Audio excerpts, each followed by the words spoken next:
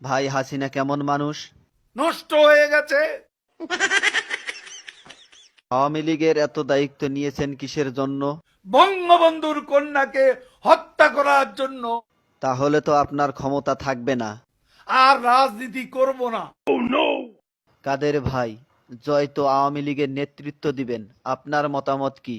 তার নেতৃত্ব বাংলাদেশের জনগণ কোনো দিনও পছন্দ করবে না, ঘৃণা করবে।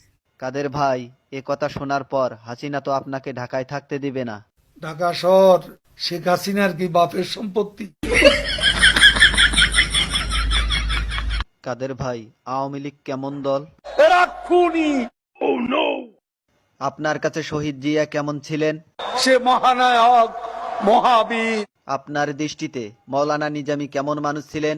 এত সৎ মানুষ রাজনীতিতে, এমন এত পরিশ্রমী মানুষ আর একজনও আসে নাই।